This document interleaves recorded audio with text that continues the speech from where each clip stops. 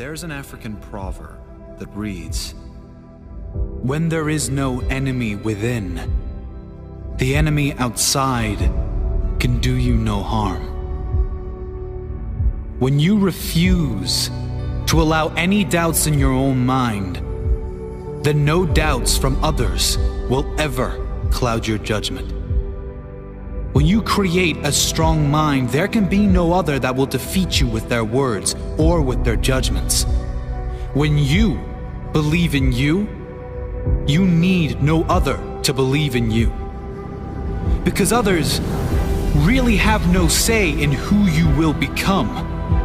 Only you have that say. Only you can decide if others' opinions become reality or you create your own fate. The greatest challenge and the greatest obstacle any human will face is their own doubts, their own fears, and their own conditioned thoughts. If you want to live your dream, you will have to fight for it. You will have to fight the greatest battles of your life. You will have to battle the external enemy. People who don't believe in you. People who do you wrong. People who put you down. You will have to battle the intimate enemy. Those close to you who might do you wrong, or maybe you assume don't believe in you.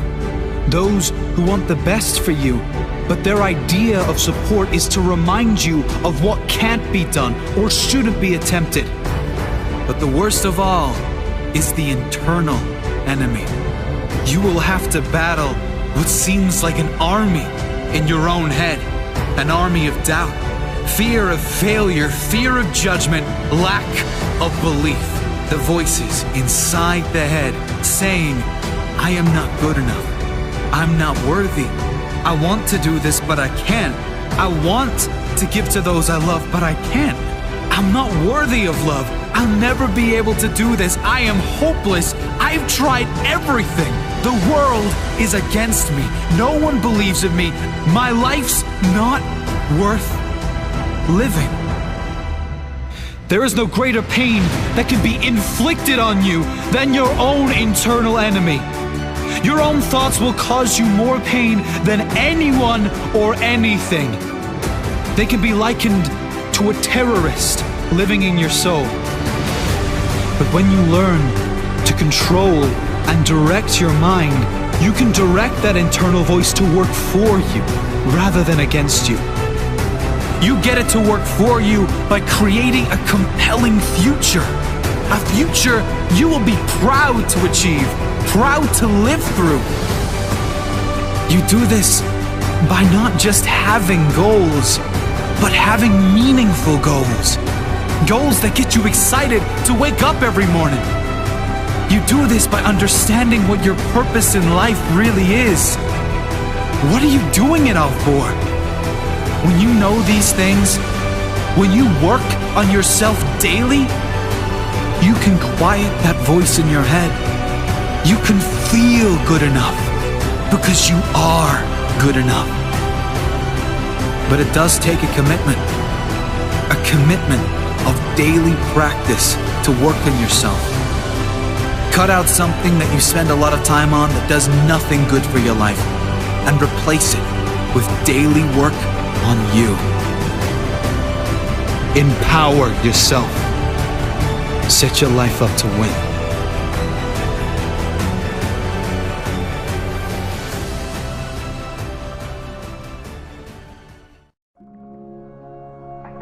I watched the effect of my father's love and humor and how it altered the world around me.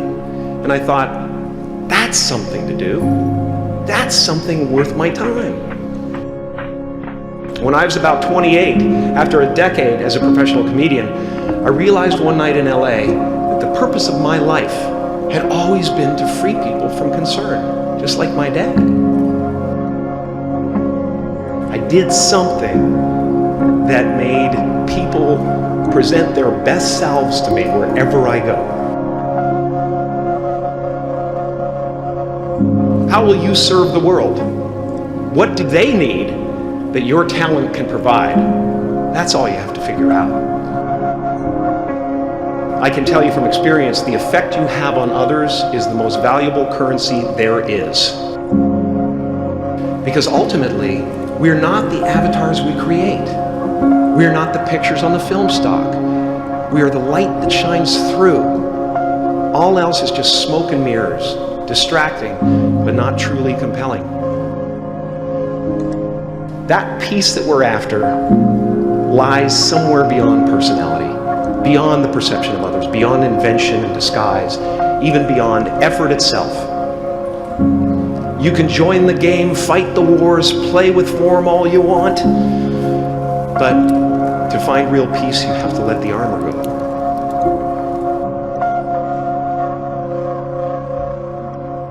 Your need for acceptance can make you invisible in this world.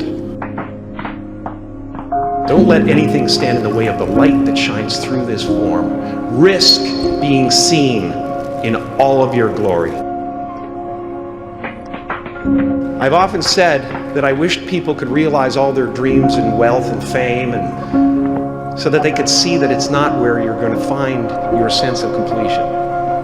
Like many of you, I was concerned about going out into the world and doing something bigger than myself, until someone smarter than myself made me realize that there is nothing bigger than myself. Our eyes are not viewers, they are also projectors that are running a second story over the picture that we see in front of us all the time. Fear is writing that script, and the working title is, I'll Never Be Enough. I'm just making a conscious choice to perceive challenges as something beneficial so that I can deal with them in the most productive way. You'll come up with your own style. That's part of the fun.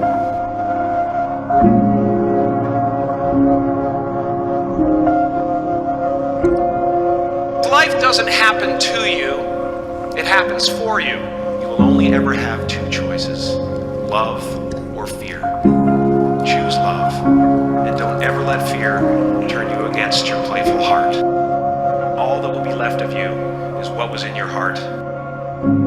My soul is not contained within the limits of my body. My body is contained within the limitlessness of my soul. You can fail at what you don't want, so you might as well take a chance on doing what you love. Relax and dream up a good life.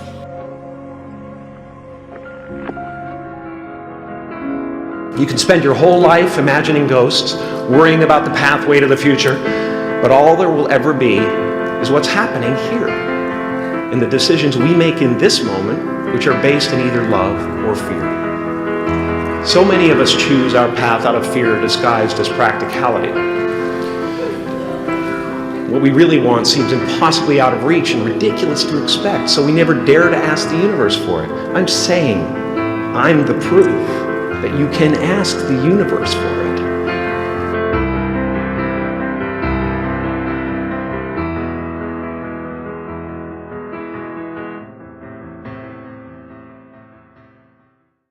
Well, now really, when we go back then to falling in love and say it's crazy,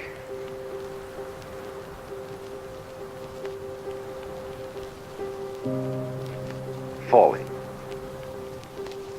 You see, we don't say rising into love. There is in it the idea of the fall. And it goes back, as a matter of fact, to extremely fundamental things. That there is always a curious tie at some point between the fall and the creation. Taking this ghastly risk is the condition of there being life. You see, for all, life is an act of faith and an act of gamble.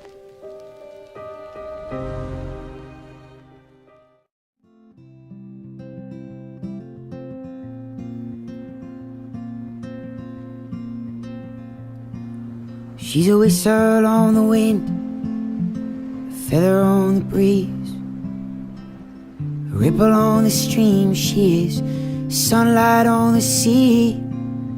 She's a soft summer rain falling gently through the trees, and I love her. She's cunning as a fox, clever as a crow, solid as a rock. She is stubborn as a stone. She's a hard-headed woman, and the best one that I know, and I love her. Yeah, well, I love her.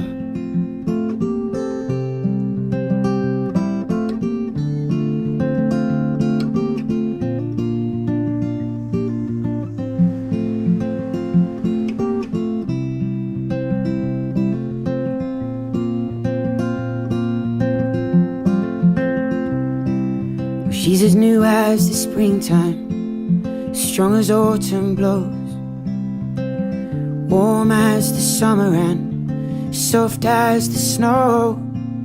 She's 1,000 miles from here, but she's everywhere I go, 'cause I love her. She loves me like a woman, she looks like a lady, but she laughs like a child and cries like a baby. I think that maybe she's the one that's gonna save me.